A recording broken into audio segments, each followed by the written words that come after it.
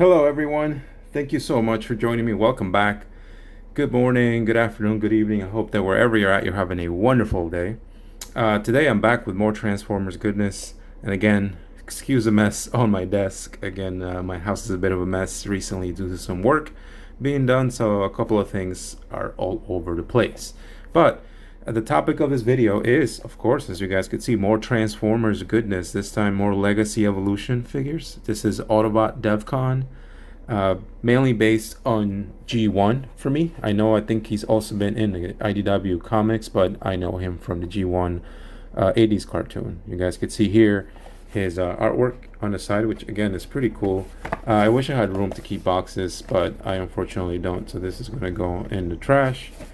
Some artwork here on the left, and then on the back you get the figure and the vehicle mode, which is some kind of spaceship, and of course continuing this whole Legacy Evolution gimmick that they have going on for these guys is the Evo Fusion, which looks to be the fact that he can put in his two propulsion little engine things on the gun, and then he can attach that to his forearm. It looks like not too crazy about that. My main thing is obviously to get this guy. As I said, for me, I'm familiar with this guy from G1. I believe he was some kind of bounty hunter and had to sort of something about capturing Decepticons, and then involve Astro Train and a couple other guys that I can't recall. It's been a long time, but so glad that we're getting this sort of expanded figures, because I think this guy was only in one episode as far as I can remember him. So again, it's really good to get this minor characters and get figures of them. So we'll open it up and give you guys a look, see what this guy is all about.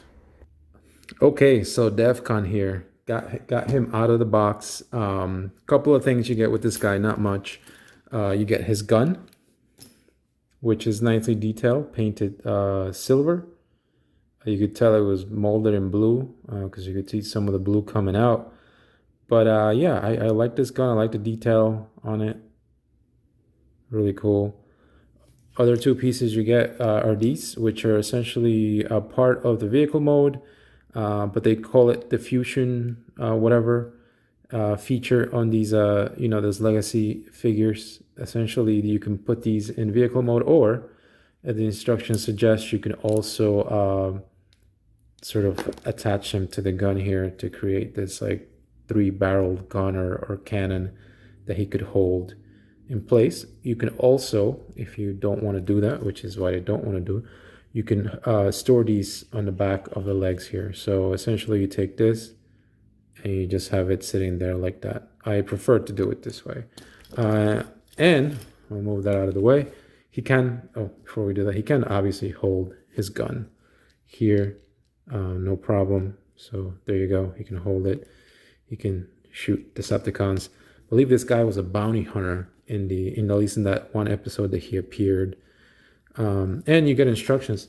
Funnily enough, these instructions are fairly simple, but they're pretty huge. I actually was just playing before with Snarl, who is a much bigger robot and a more involved transformation, and the instructions were very small in comparison to this here. So go figure. As far as Devcon, as I said, I'm familiar with this guy from the G1 cartoon. I think he's made some comic book appearances, but I'm mainly going off of my very hasty memory of that show, which, as I said, he was a bounty hunter hunting Decepticons. But I think he only appeared in that one episode. But I love this kind of, I guess, retro designs, right? These were different than the Bumblebees and, the Optimus Primes, which are Earth vehicles. These were more like, I guess, at that time, very futuristic looking robots. Love the blue on this guy. It looks so awesome. Reminds me of a Thundercracker, the blue that's used on him. And we'll start off with the face here. Really cool. The face actually reminds me a lot of a Sweep or Scourge from, again, from the same movie, the 86. He's got this whole head motif going with this thing here. So really cool. Awesome Autobot logo, some gray detailing there. Torso here, some nice red and gray. And then the motif continues throughout the whole robot. Here's some red wings on his arms, blue, gray, silver, and again continuing on. And again, the blue that's here, it's not plain. It's got a lot of line work, a lot of nice detail, which I love. Here's a gray on the legs, and that nice shiny red. Again, you can see here on the legs, but the detail is really well done. He's got a bit of a backpack, but I think for all intents and purposes, I don't mind it too much. It's not in the way. This is not something that's egregious. What I do appreciate about things like this is that there's no gaps anywhere. Everything's got some kind of compartment that is hidden, so that's really cool. The one place where you will see a gap is in the inside of the legs here, which I guess is rather unfortunate. But again, on a smaller figure like this, I don't mind it. But really cool nonetheless. Articulation-wise, head can fully turn around. He can't really look up or down too much. The arms here on the shoulders, you can turn it around, move that out to the sides. That's his 90-degree elbow, as they call it, but you can also turn it around. The hands, you can't really move them, right? They're kind of stuck in place. Waist, you can fully turn him around. He can kick forward. There's his 90. And then, of course, we got that cool ankle pivot to help with the articulation. But yeah, I like this little guy. Even though, again, he was only in that one episode, he is really cool. There you see him doing the splits. Yeah, so he's very articulated. This is based on I think the blur mold, which I will show you guys in a second. But overall, I'm happy with this little guy. I'm glad that they're making these robots that were only like one episode and really didn't play a bigger part into the whole picture, right? So it's nice that we are able to sort of get these. But cool figure nonetheless. Transformation, I would say, is it's pretty simple. You can probably start here. At least this is where I start with the arms here. So essentially, you're going to take these and you're going to pull them out. And then here, you're just going to turn these fully around. You can swivel it 360. Once you do that, then you can just close it back up. And he's got like cannons. So you could, I guess if you wanted to display him like this, he's got cannons on his arms. So same thing here. You take this, you're gonna push this in. You'll see that. Turn this fully around, and then have it go into place, and he'll look something like this. For now, you could take this whole back section and undo the backpack is tabbed in place, and then you can just leave it like that for now. Next thing to do would be concentrate down on these legs, and these legs open. So essentially you're going to take this, and you see how it opens like that all the way in, and then you're going to take this foot, and it's on a ratchet. You can put it all the way down. So again, you take this, turn it this way, and you take this section, ratchet all the way like that. And then if you wanted to, you can join them. You can join them together. You'll see there's a tab and a section to join these two legs together. Let's go that route. I think I've transformed this guy so many times by this point. Leave him like that, and then you're going to take this and essentially fold it all the way in. Make sure the legs here are out of the way. But all the way in, and then you turn him around. And then essentially you're just going to take these, and you'll see here, for one, this foot section, it's going to tab into here, right? So this foot here, and then that foot here. And then these sections here are going to fit in here. So you're going to take it and do something like that. And then same thing here. You're going to take that, tabs in, sits in place, just like that. Now you could take this whole back part. We're going to take, before we do that actually, the arms here, right? We had them like this. We're going to take this, and you'll see there's a section here where my thumb is at over here. It's going to get tabbed into here. So essentially you're going to fold it down and then turn and tab that in. So same thing here. You're going to fold this down and then turn this and tab it into there so that it looks something like that. Now you could take this, you'll see that there are sections for this to tab in. And then there's two sections here where this is going to grab in there. So once you get it in place, you guys will see it sits like that. And at that point, you're almost done. This is what it sort of looks like in that mode. But now you could take these and I mean, you can put them any which way you want, but I put them like this so that it looks like the two rockets propelling him here from the back. The gun can also be stored in vehicle mode. Down here, there's a section for you to tab this in. And there you go. I can't say I'm too impressed with this mode. I think it does the part, but I think the fact that his legs are kind of just, sorry, not his legs, but his arms are kind of just hanging there. You can clearly tell those are his arms. You know, kind of bums me out, but I guess because I will be displaying this guy in robot mode, the vehicle mode, it's not too bad, but I just wish they would have done perhaps a better job at hiding the whole torso here with the arms kind of just laying there off to the sides. Bottom here, there is some gap, but not necessarily anything too noticeable.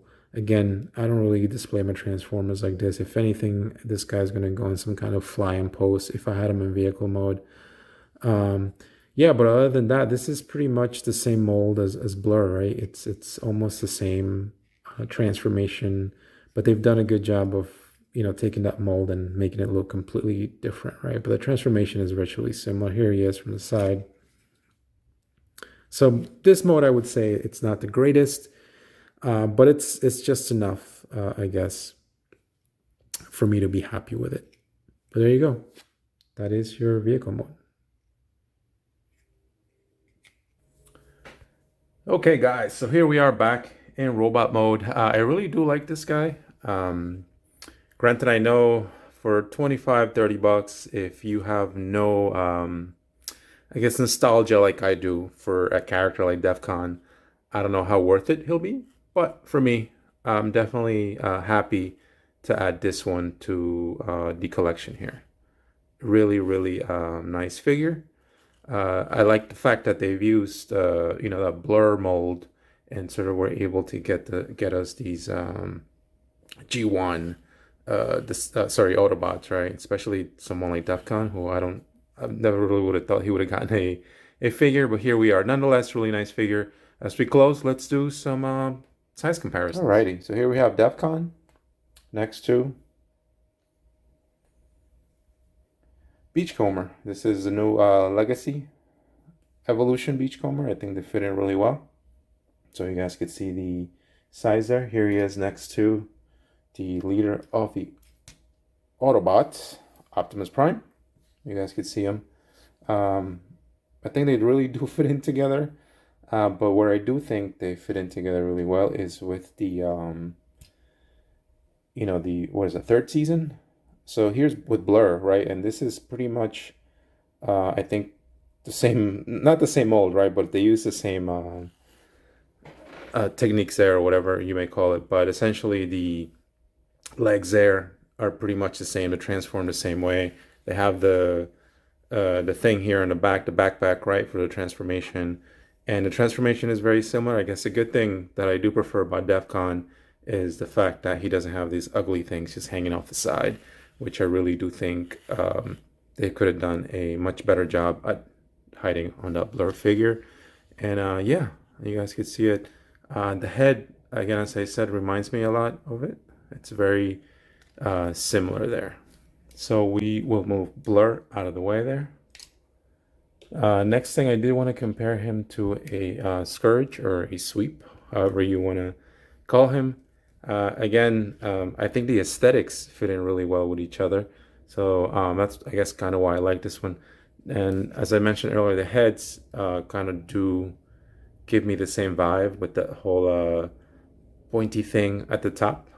But the aesthetics is the main thing that kind of almost make this seem like at some point these existed sort of like in the same timeline or whatever it may be, right? I think this guy was from Cybertron's past maybe, or whatever it may be, and this guy's were from the movie, but really cool nonetheless. So we'll move along, Here he is next to a triple changer, Blitzwing. So put Blitzwing over here because we do have another one. Just move this up slightly. Here he is with Astro Train. I think that size scale works for me with this guy. I always do think that these triple changers should have been much taller than what they really are here. But nonetheless, there's some comparison. Here we go with Cosmos and Coronation Starscream, which is pretty much Earthrise Starscream. Yeah, but there you go. Seeing all the size differences, and because I still have this guy laying around on my desk, I still haven't put him up in the display. We'll see if he even fits. Here he is next to the Studio Series Snarl. Nonetheless, yeah, I'm very happy with this guy. As I said, I guess it depends on how tied in you're into this character. Me specifically, I have a lot of nostalgia for G1, as I said, so I do like the character itself. I think the transformation is great. The vehicle mode, I guess they could have done a little better with hiding the hands and the arms, but nonetheless, I like it. And because I tend to keep most of my Transformers in robot mode anyway, this kind of works for me. Nonetheless, thank you so much if you made it to the end. If I missed anything, you have any questions, please feel free to leave a comment. Otherwise, thank you so much for spending your very valuable time with me, and I will catch you next time.